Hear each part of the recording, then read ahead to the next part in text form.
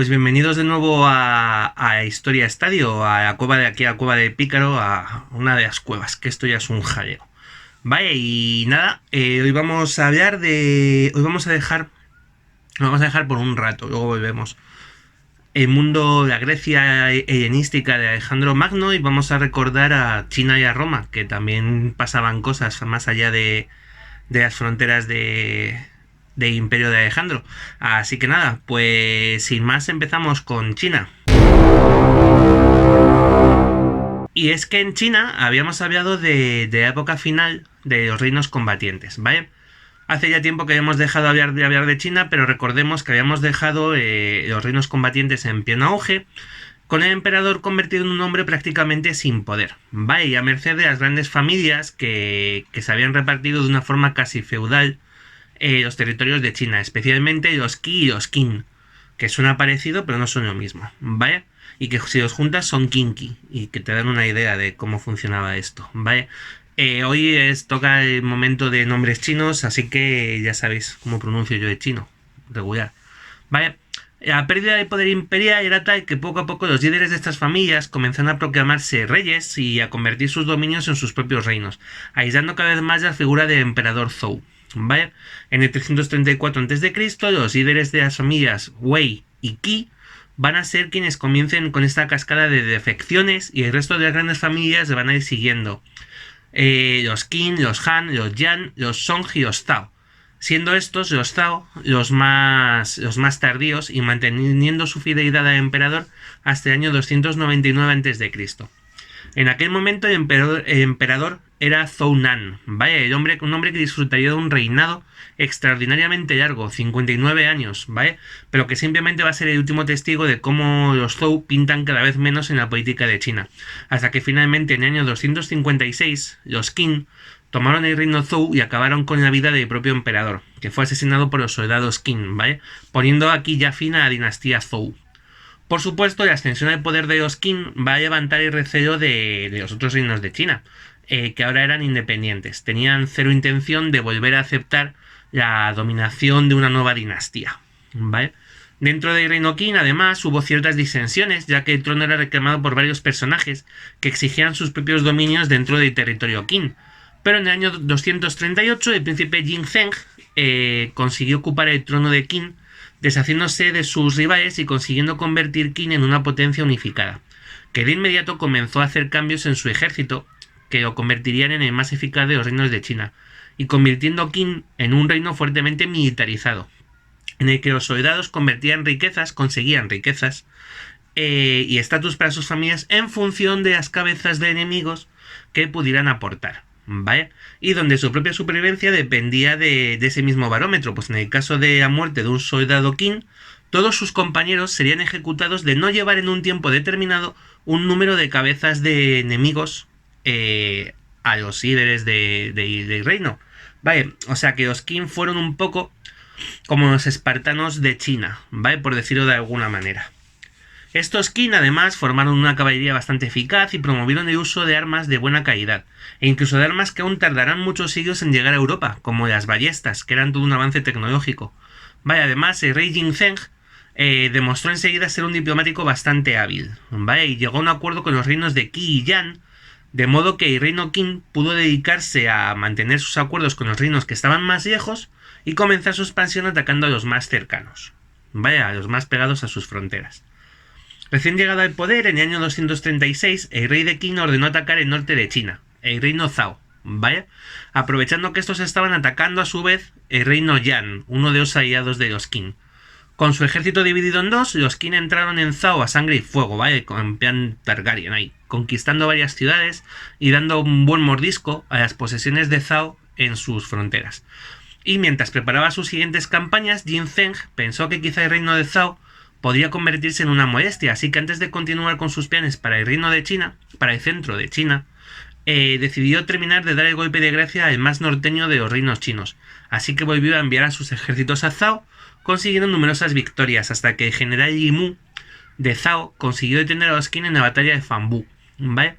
Pero lo cierto es que el ejército Zhao estaba ya tan vapuleado que fue imposible que sacaran partido de su victoria y se vieron obligados a retroceder hasta la capital de Zhao. la ciudad de Handan, ¿vale? Con el norte ya asegurado, el siguiente objetivo de Jin-Zheng fue el reino de Han, situado en el corazón de la antigua China, un reino pequeñito que ya había sido fagocitado en buena parte en la época de los reyes combatientes, ¿vale? Por los reinos más poderosos que tenía a su alrededor, y apenas pudo hacer nada ante el primer ataque del reino Qin, cuando el ministro Teng de Qin cruzó el río Amarillo junto a sus fuerzas y tomó la capital de Han, la ciudad de Zheng, ¿vale? El rey Han no tuvo más remedio que rendirse y su reino pasó a convertirse en una de las provincias de Qin, la llamada prefectura de Yinchuan, ¿vale? Con Han en sus manos, los Qin se volvieron de nuevo hacia el norte, enviando 3 ejércitos a asediar Handan, ¿vale? Desde diversos flancos. Casi 500.000 hombres que fueron detenidos por el genio militar del general Yi Mu, que construyó una serie de fortalezas a través de las que pudo bloquear el acceso de los Qin a Handan, ¿vale? De forma que el rey Jin-Zheng tuvo que recurrir a sobornar a uno de los príncipes funcionarios del reino Zhao, el ministro Gou Kai. Me encanta todo esto porque parece que estoy hablando de una serie de ficción, o sea, no sé, de dragones y mazmorras. El ministro Gou Kai.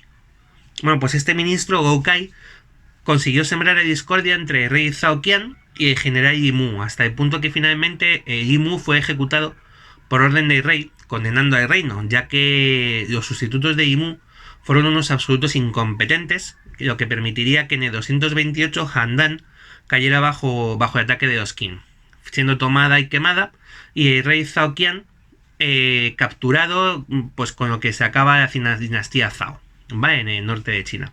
Aunque el hermano mayor del rey, el príncipe Zhao Jia, consiguió escapar con vida de la caída de Handan, refugiándose en Dai, que es una ciudad del reino de Yan. Recordad, el reino de Yan era aliado de los Qin, pero cada vez miraba con más preocupación la expansión de su aliado, ¿vale? Del reino de Qin, que ya prácticamente con la absorción de Zhao tocaba la frontera de Yan. Y de hecho va a ser precisamente el reino de Yan quien, viendo la posibilidad de que Qin se convirtiera en una amenaza para toda China, buscara la alianza del resto de los reinos, ¿vale? Contra Qin, abandonando su unión a este reino. Pero mientras el rey Jiangxi buscaba formar una alianza, el príncipe heredero, Yandan, pensó que era mejor acabar directamente con la amenaza de raíz, ¿no? Así que envió un asesino contra el rey Jin-Zheng. Pero el asesino fracasó y Jin-Zheng descubrió el plan de Yandan. Así que si antes no había pensado en atacar Yan, ahora desde luego que lo hizo. Y por el camino, de paso, asaltó Dai, acabando con el breve reinado allí de Zhao Jia, el último de los nobles Zhao, ¿vale? Los ejércitos Qin no tardaron demasiado en conquistar directamente el reino de Yan, ¿vale? Incluyendo el actual Pekín. Y finalmente el rey Jiangxi tomó una decisión drástica y hasta novelesca, ¿vale? Que fue ejecutar a su hijo y enviar su cabeza a Jin-Zheng como señal de sometimiento, para que no destruyera directamente todo el reino. Como ya había hecho anteriormente, el rey de Qin pausó su campaña contra Yan para ocuparse de otros objetivos. En este caso, el reino Wei y el reino Chu. La primera, Wei, cayó mientras su ejército estaba precisamente distraído luchando contra los Chu, ¿vale? Y los generales Qin realizaron una auténtica obra de ingeniería, desviando el curso del río Amarillo para inundar la capital de Wei, Dayang, ¿vale? Y ya con Wei bajo su control, los Qin continuaron hacia Chu, en el año 224 a.C. Si hasta aquí las cosas habían venido más o menos rodadas para los Qin, salvo los temas que habían tenido con Yi Mu en el reino de Zhao, ¿vale? En el reino de Chu van a sufrir la aniquilación de uno de sus ejércitos, directamente, ¿vale? Lo que va a obligar a Qin a enviar más de 600.000 hombres, según sus fuentes. Yo, personalmente, y no he tenido, o sea, yo no he visto las fuentes, no soy experto en historia de China, pero a mí me parece que 600.000 hombres es una burrada y está infladísimo. ¿Vale? Allá lo dejo. Si hay algún experto escuchándome, que no sé por qué, porque para oírme a mí un experto no tiene mucho sentido, pero bueno, si me corrige un experto, perfecto. Pero vamos, yo 600.000 veo una cantidad hinchadísima, como los 500.000 de antes. ¿Vale? Esto es una burrada. Ejércitos de este tamaño en esta época. Aún así, a saber, estos 600.000 hombres, claro, pusieron al ejército Chu en fuga. Si de verdad eran 600.000, normal. Vale, y aunque hubo un breve armisticio en el 223, los Qin tomaron la capital de Chu, Souchun, ¿vale? Donde va a ser capturado el rey Chu Fuchu, que este no tiene nombre, tiene nombre de locomotora, más que de personaje de Juego de Tronos o de Dragones y Mazmorras, pues este rey Chu Fu Chu fue capturado y sus dominios, el reino de Chu, pasó a ser una nueva prefectura bajo el dominio de Qin, que además, aprovechando que las cosas estaban dominadas en el sur, volvieron al norte para terminar con lo poco que quedaba ya del reino de Yan. Con la caída de Yan, ya solo quedaba un reino en China que no pertenecía al dominio Qin, su antiguo aliado Qi, vaya, gobernado por el rey Tianjian y su madre, y cuyo canciller llevaba años comprado por Qin para evitar que los Qi intervinieran en las guerras de Jingzheng, ¿vale? De este modo, Qi permaneció quietito mientras Jingzheng iba atacando el resto de los reinos de China. Y solo cuando el rey de Qin hubo tomado la práctica totalidad de China, el rey Tianjian se cayó del guindo en el que había estado subido hasta ese momento y puso en movimiento sus ejércitos, totalmente desmotivados y mal equipados, así que fue inútil. Los Qin barrieron las fronteras de Qi, el rey Tianjian terminó rindiéndose sin presentar resistencia, persuadido de nuevo por su canciller, que bueno, pues en fin, que debió tener alguna vida de lo más satisfactoria bajo el dominio de los Qin, y con la victoria de Qin sobre Qi, después del tiempo de los reinos combatientes, llega un nuevo periodo de unificación de China. Vaya, bajo el gobierno del rey Jingzheng de Qin, va a ser el primer emperador de esta nueva dinastía, la dinastía Qin. Un imperio dividido en 36 prefecturas, centralizado bajo el control del emperador y que tendría su capital en la ciudad de Xianyang, ¿vale? Donde fueron llevadas muchas de las familias nobles de los diferentes reinos, en plan de deportaciones asirias, ¿vale? Pero de la dinastía Qin vamos a ver un poco más adelante. Ahora volvemos a Occidente y nos vamos a Roma. Habíamos dejado a los romanos formando parte de una extraña alianza con los que habían sido sus recientes enemigos, los samnitas, ¿vale? Junto a los que se habían enfrentado a los que habían sido sus anteriores aliados, los pueblos latinos. Pero esta inversión de alianzas no iba a durar mucho, la verdad, y en el año 327 a.C., romanos y samnitas vuelven a encontrarse enfrentados y en guerra. Si en la primera guerra samnita había sido el ataque de los samnitas a Capua, lo que había llevado a los romanos a declarar la guerra, en este caso fueron los samnitas quienes declararon la guerra a Roma después de que estos dieran su apoyo a Nápoles, ciudad que estaba siendo atacada por los samnitas, y después de que en el año 328 Roma hubiera fortificado la aprobación de Fregela, que estaba situada en la orilla, que estaba situada justo en la frontera entre Roma y el Samnio, ¿vale? Lo que hizo temer a los samnitas que los romanos planearan atacarles. Qué desconfiados los samnitas, los romanos nunca hubieran hecho eso.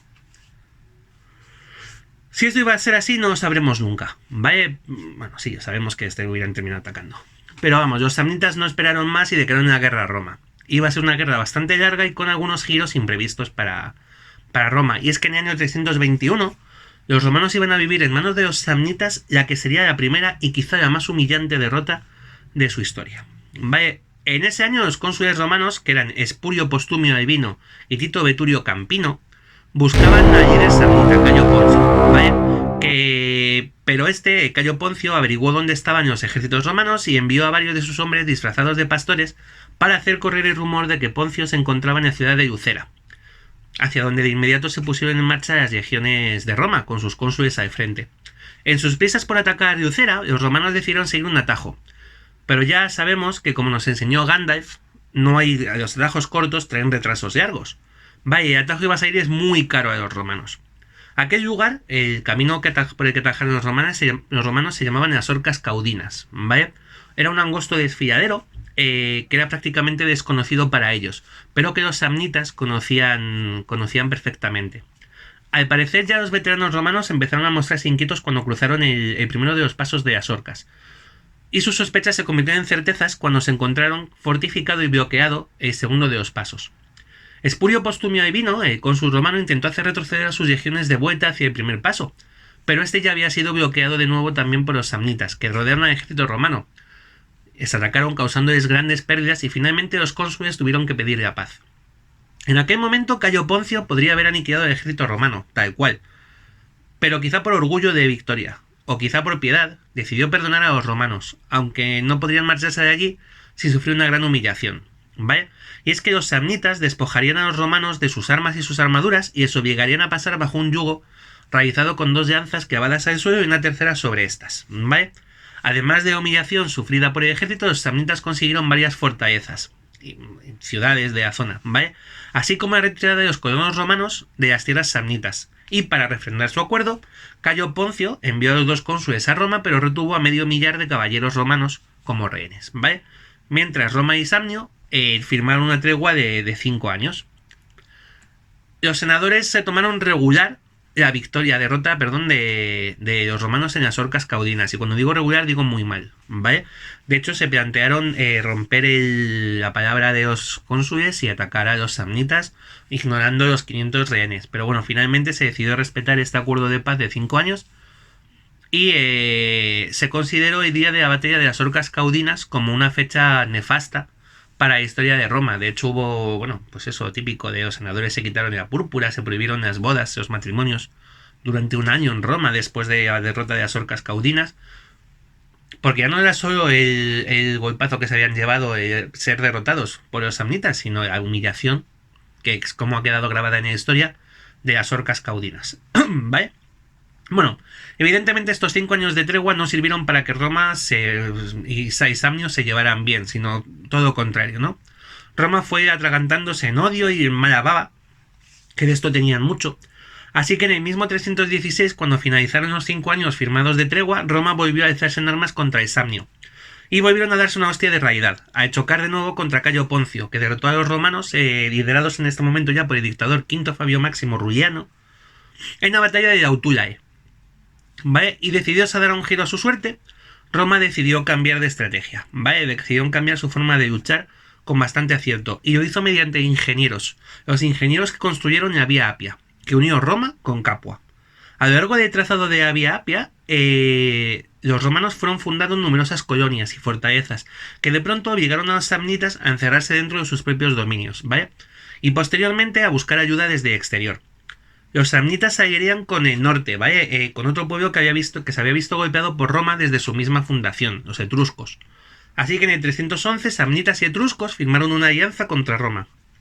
Pero esta alianza no va a durar mucho. Los etruscos, menos de un año después, en el 310, fueron derrotados por Roma en el lago Vadimo, y libres de amenaza en el norte, los romanos pudieron volcarse hacia los dominios samnitas, utilizando las colonias de la Vía Apia como puntas de lanza para adentrarse directamente en el territorio samnita, hasta que en el 304 tomaron la ciudad de Boviano, que era la capital de Samnio, la capital samnita. Obligaron a los samnitas a firmar la paz, y los samnitas tuvieron que renunciar a toda posible expansión, y consiguiendo de los samnitas la cesión de todo el territorio de la Campania, ¿vale? Que, si os recordáis, había sido el motivo inicial de la primera guerra entre Roma y los samnitas.